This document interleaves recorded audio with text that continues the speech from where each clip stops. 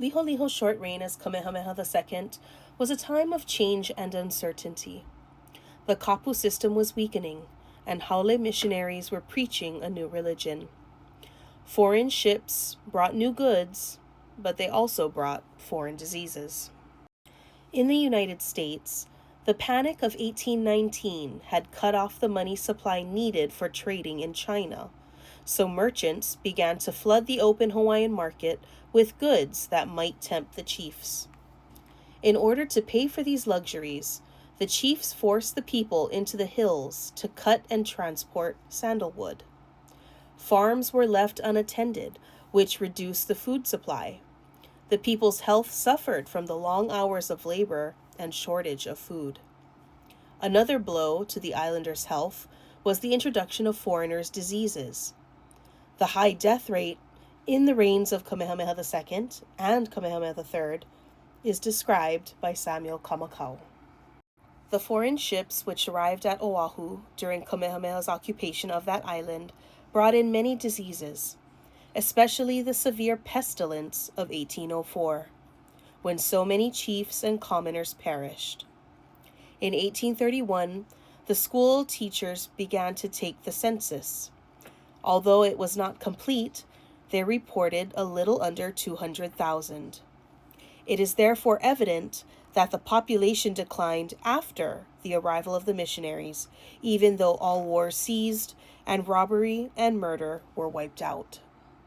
In 1826, thousands died, especially in the country districts, of an epidemic of coughs, congested lungs, and sore throat. In February of 1839, a ship brought a pestilence from which many died, Kina'u among others. In September 1848, an American warship brought the disease known as measles to Hilo, Hawaii.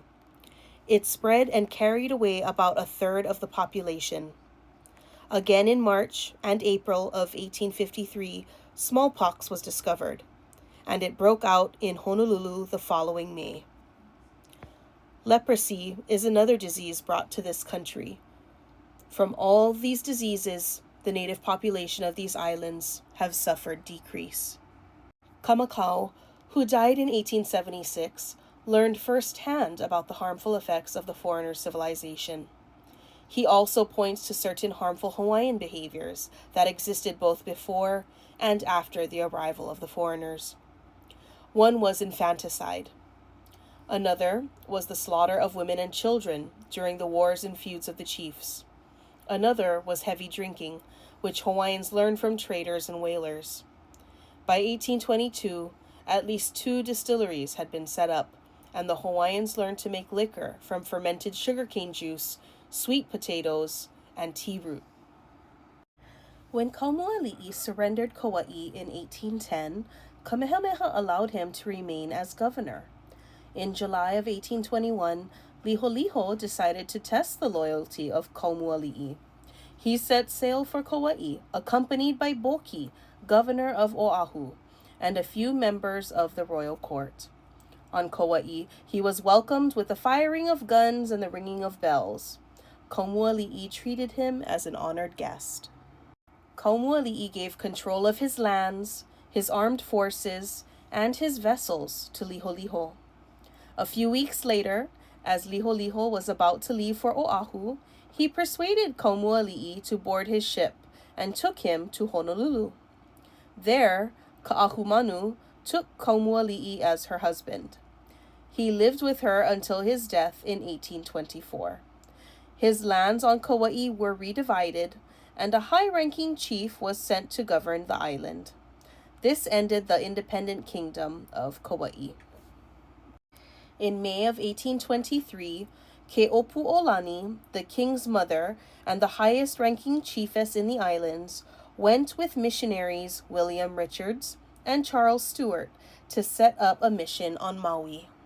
In August, a new church was ready for dedication. Liholiho, Hiram Bingham, and all the great chiefs were present for the ceremony. Soon afterwards, Ke'opu'olani fell ill, and in September, after being baptized in the Christian faith, she died. After his mother's burial, Liholiho made plans for a trip to England. He and his party sailed from Honolulu on a British whaler in late November of 1823. Before he left, Liholiho named his younger brother, Kauikeauli, as his successor. Since the prince was only 9 years old, Ka'ahumanu was named as regent in supreme authority, and Kalanimoku continued as prime minister. Why did Liholiho take this voyage? He may have wanted to learn more about the foreigner's world. He also may have wanted to show the same friendship for England his father had once shown, and to ask the help of England's king in the event of an enemy attack. Among those with Liholiho on the voyage were his favorite wife, Kamamalu, Governor Boki of Oahu, and his wife, Liliha. James Young Kaneloa, a son of John Young, who served as interpreter, and the ever-present Reeves. The ship arrived in England in May, and the royal couple and their party were given rooms at a fashionable hotel. Later, they were entertained by the British Foreign Secretary and other London notables.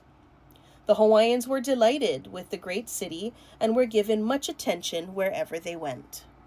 On May 31st, they had seats at the Royal Box at Covent Garden Theatre. The Queen was greatly affected by the play and wept at some of the scenes.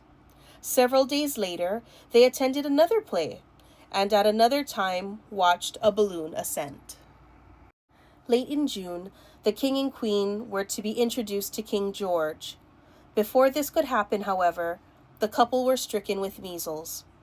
The others in the party fell ill too, but recovered. Kamamalu died on July 8th. An attending physician spoke of the king's firmness of mind in the face of his great sorrow.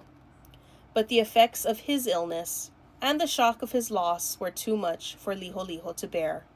Within a week, he too was dead. Many years later, a Honolulu merchant, Theophilus H. Davies, at the request of then Princess Liliuokalani, found out more about what happened following the deaths of the king and queen. His letter to the princess, dated July 26, 1889, tells this story.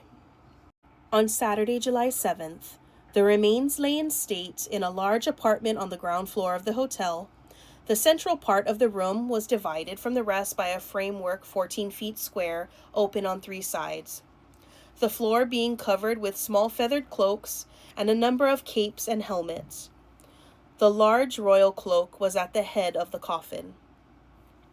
On Sunday, July 18th at 5 o'clock, a hearse and 6 horses conveyed the coffin to St. Martin's Church, and it was deposited beside the coffin of the Queen.